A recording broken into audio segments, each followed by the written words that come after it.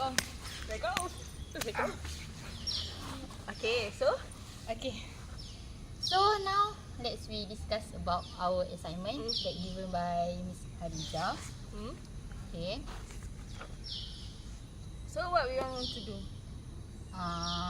As we know, we need to choose a topic, any historical event that we can choose to do our assignment. So anyone have suggestion? I think I have, but it's maybe I have three. So Okay. maybe you guys can choose. Okay. Number one, we have the Crusade. Crusade, okay. Number Number two, we have World War.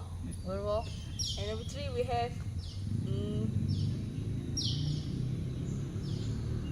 Conquest of Jerusalem. So from these three, choose one. The Crusades have many series, right? Yes. So when you choose the Crusade, then you need to choose from one episode from it. I think we can choose the Crusades because suddenly I remember of Sultan Salahuddin Al-Ayyubi in the Third Crusade. But I did not understand why Third Crusade is important to us as a Muslim, as it is between Muslim and Christian. Because the Crusade happened at that place, Where is that? Jerusalem. Oh, the Holy Land. Do you know how the Third Crusade happened? Okay, let me explain. It was the reaction from the defeated army of the Latin Kingdom in Jerusalem at the horns of Hattin by Salahuddin Al-Ayyubi. Then, Wait. Let me continue. Okay. Later, Pope Gregory VIII announced the expedition led by Frederick Barbarossa, King Philip I from France, and Richard I from England, as we know as Richard the Lionheart. Oh, for your information, from Muslim perspective, this battle was a jihad to protect the land of the Prophet. So this battle is very important to Muslim. But I'm not sure about the Christian perspective. I think I know. From Christian perspective, it was the fall of Jerusalem because they said the land was originally theirs before it fell to the Muslims. I think we need more information because we lack something.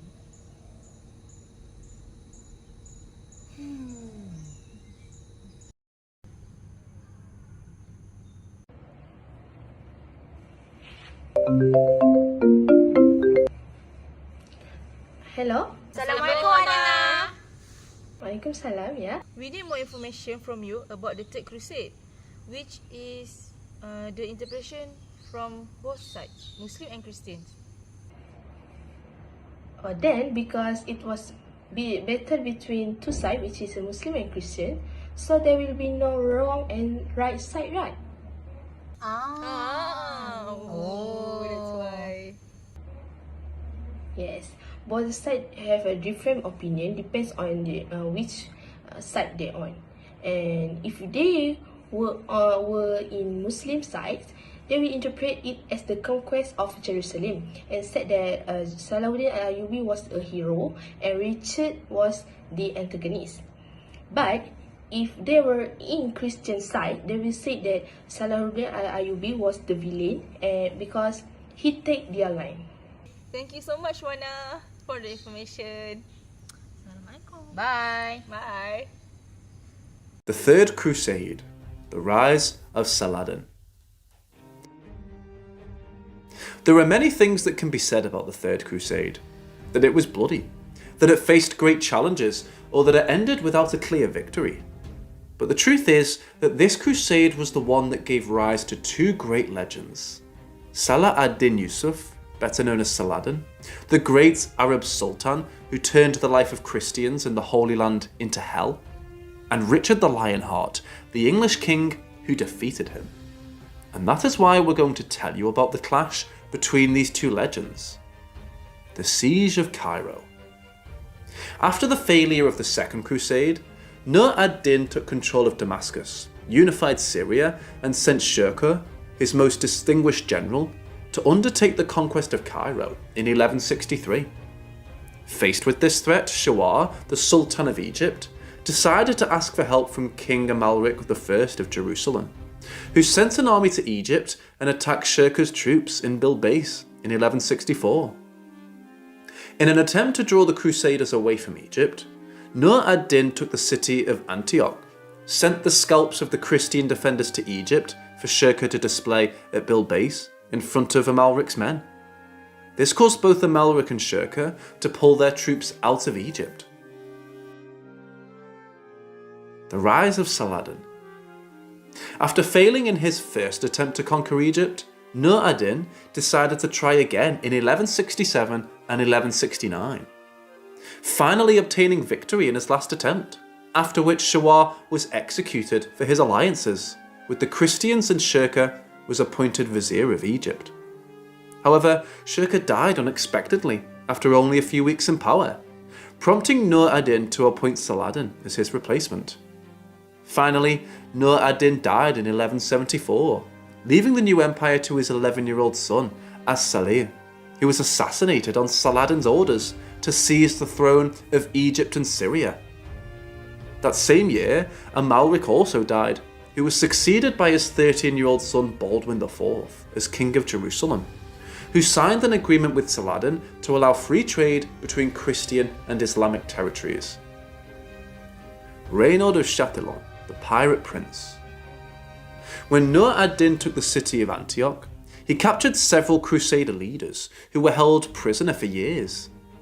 In 1176, Reynald of Chatillon, the Prince of Antioch, was released by Saladin.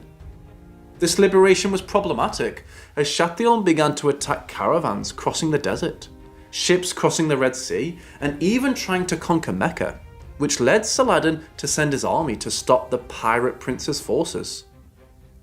After the death of Baldwin IV in 1185, and of his successor Baldwin V the following year, Guy of Lusignan became King of Jerusalem and had to face the problems caused by Chatillon, who had kidnapped several Muslim merchants and had them locked in a dungeon.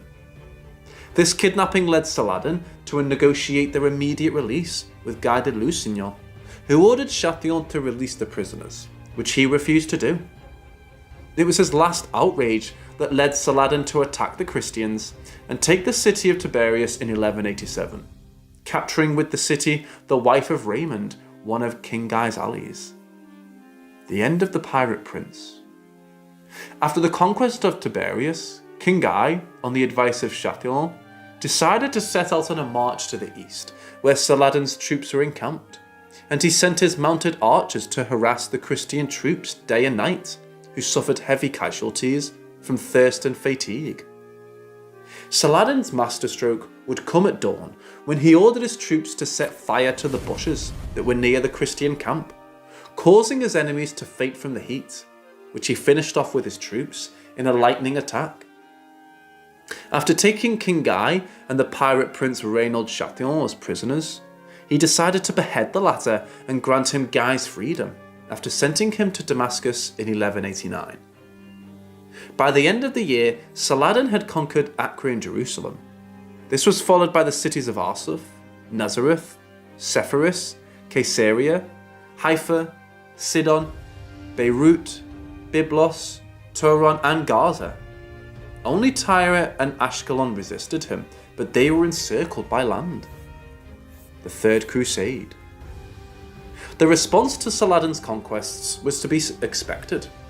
Pope Urban III called for the Third Crusade, which was attended by Richard I of England, better known as Richard the Lionheart, Philippe Augustus of France, Count Baldwin IX of Flanders, and the Holy Roman Emperor Frederick Barbarossa, although the latter died on the Salif River in Anatolia in June 1190 before fulfilling his mission. The Crusaders' plan was to take several of the main coastal fortresses before reaching Jerusalem, so as not to stray far from the supply-laden fleet, as attacks by Saladin's forces prevented a safe transfer by land. The Siege of Acre, 1189 to 1191. After the liberation of King Guy by Saladin, the ex-king of Jerusalem attempted to take command of the Christian forces in Tyre, which at that time were under the control of Conrad of Montferrat, who had supported of his cousin Philip II and the French army. After landing on June 8, 1191, Richard I of England ordered the construction of siege weapons, with which he ended up taking the city of Acre on July 12th of that year. After the victory, Richard, Philip and Leopold V, who led the remaining troops of Barbarossa's army, began a dispute over the distribution of the spoils. Leopold believed he deserved a third in the distribution for his efforts in the battle, to which Richard responded by throwing the German standard into a city moat. There was an argument between Richard and Philip over which candidate had more rights to the throne of Acre, which ended with the agreement that Guy, Richard's candidate, would continue to reign, but that Conrad, Philip's candidate, would inherit upon his death. Annoyed with Richard, Philip and Leopold left Acre with their troops in August of that year. Richard subsequently negotiated with Saladin to ransom thousands of Muslim prisoners. After refusing to pay the agreed sum, Richard ordered the beheading of some 3,000 prisoners in front of the city of Acre, within sight of Saladin's camp. The conquest of Jaffa. After the conquest of Acre, Richard I decided to take control of the city of Jaffa, from which he planned to launch an attack on Jerusalem. To prevent this, Saladin attacked Richard's army in the city Arsuf, located about 45 kilometers north of Jaffa, on September 7th, 1191. Richard won the battle after Saladin's forces of Sudanese, Bedouins, Turks, Mamluks, Syrians and Egyptians were trapped between the Knights Hospitaller and the Templars, who attacked them from the right and left flanks respectively, thus ending the legend that Saladin was invincible. In that battle, there were 7,000 dead, including 32 emirs on the Saladin side, and about 1,000 dead on the side of the Crusaders. After his victory, Richard seized Jaffa, establishing his headquarters there. Shortly after, Richard tried to reach a peace agreement with the mediation of Saladin, Saladin's brother, which came to nothing, restarting the war. The end of the Third Crusade. Finally, on August 5th, 1192, a battle was fought between Saladin and Richard, in which the latter, despite his numerical inferiority, was victorious. After several minor skirmishes, finally, on September 2nd, a peace treaty was reached, according to which Jerusalem would remain under Muslim control, but Christians were granted the right to freely make pilgrimages to Jerusalem. Richard left the Holy Land on October 9th of that year, after having fought for 16 months. Saladin died of typhus in 1193 and was buried in a mausoleum outside the Umayyad Mosque in Damascus, having as his last possession 1 gold coin and 47 silver coins, having distributed the rest of his estate among his subjects.